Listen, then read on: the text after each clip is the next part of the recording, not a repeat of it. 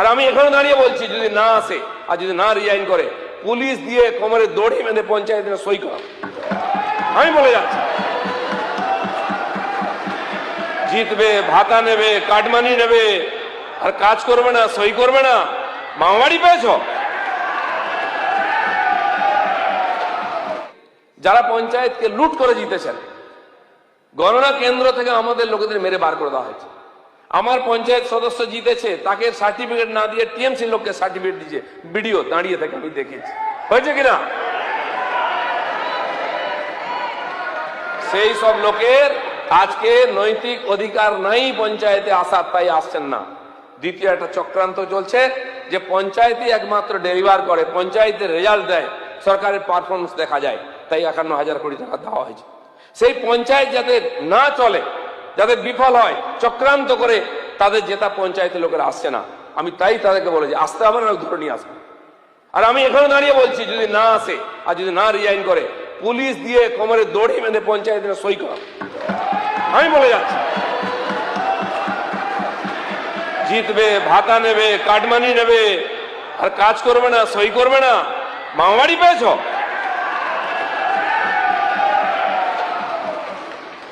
আমরা চাই মানুষের অধিকারকে সংরক্ষিত করতে। মানুষ ভোট দিয়ে জিতেছে, আপনাদের পঞ্চায়েতে দিয়েছে, আপনি জিতেছেন, আমাদেরকে বিধানসভায় দিয়ে আমরা জিতেছি। সেই জন্য সবার দায়িত্ব এই সমাজের যে 10.5 কোটি লোককে তাদের পরিষেবা দেওয়া। গণতন্ত্রের প্রথম কথা এটা। আপনি কি জিতেছেন, কোন পার্টি করেছে আমার দেখা দরকার নেই, রোজ পার্টি পাল্টা এখানে। কিন্তু জনতা কি দোষ করলো? কেন্দ্র সরকার এত বছর পরে এই বাংলাকে উন্নয়ন করার চেষ্টা করছে। গত 4 বছর ধরে এখানে নারেগাকে লাগু হয়নি, তার কারণ কোনো নিয়ম মানা হয়নি। আজ কেন্দ্র সরকার আমাদেরকে যথেষ্ট টাকা দিয়েছে, গরিব মানুষের হাতে যাতে টাকা পৌঁছায়, সবচেয়ে বেশি টাকা দিয়েছে, আপনারাই বলেছেন। সেই টাকা আমরা চাই গরিব মানুষের হাতে যাক। জি রামজি যে নূতন প্রকল্প এসেছে, তাতে কিছু আইনের পরিবর্তন হয়েছে। আমরা চাই সেই আইনটাও শেখাতে হবে পঞ্চায়েতের যারা সদস্য আছেন, প্রধান আছেন। আগামীকাল থেকে 4 দিনের জন্য আমরা প্রশিক্ষণ করছি। দিল্লি থেকে টিম আসছে, সেক্রেটারি আসতে চান, মিনিস্টার আসতে চান, শিবরাজজি। আমি কালো তৃণমূল নই। আমি সবার আগে আপনাকে ধন্যবাদ জানাচ্ছি। আপনি শুভেন্দু অধিকারী, আপনার কাছে এই হাউস চিরকালের জন্য কৃতজ্ঞ থাকবে।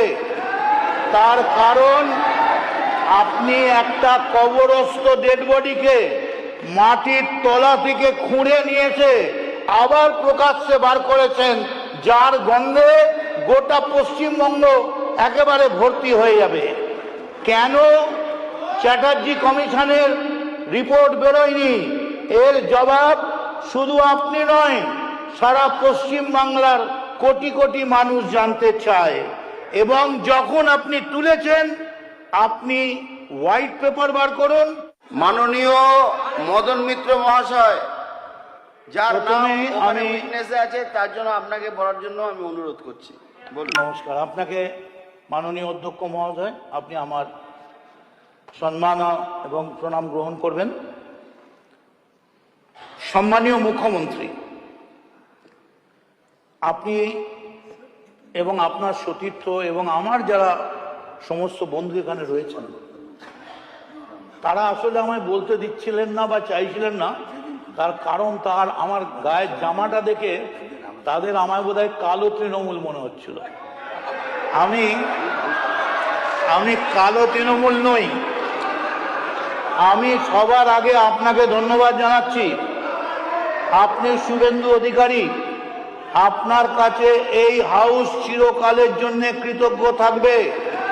তার কারণ আপনি একটা কবরস্থ ডেড বডিকে মাটির তলা থেকে খুঁড়ে নিয়েছে আবার প্রকাশ্যে বার করেছেন, যার গন্ধে গোটা পশ্চিমবঙ্গ একেবারে ভর্তি হয়ে যাবে।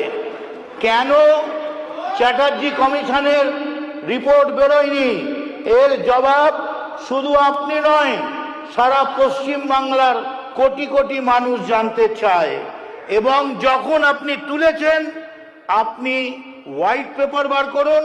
আরেকটি অনুরোধ, যদি সরকারের পক্ষ থেকে একটা বিজ্ঞাপন বেরোয় এই ব্যাপারে, কার কার কাছে কোনো রকম ইনফরমেশন থাকলে জনগণ যদি সেই ইনফরমেশনগুলো গভর্নমেন্টকে দেন, গভর্নমেন্ট সেগুলো বিচার করে সাদরে গ্রহণ করবেন।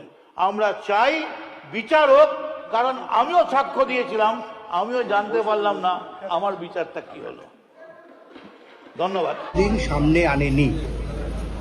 আমার মনে হয়েছে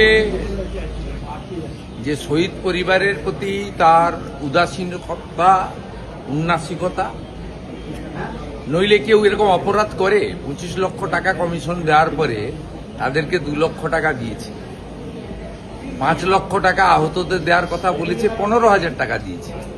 আপনি ভাবতে পারেন যার উপরে দাঁড়িয়ে বাৎসরিক ডিম্বার্দ উৎসবে পরিণত করেছে, সেই যারা আত্মবলিদান দিলেন তাদের প্রতি এই অবিচার, তাও একটা কমিশনের রেকমেন্ডেশন, এটা ছাড়া আপনি কি বলবেন? তো অপরাধ।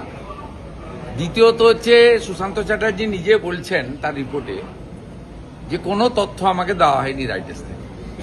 আমি যদি মুখ্যমন্ত্রী হয়ে বিগত সরকারের সব তথ্যের কাস্টোডিয়ান, আমি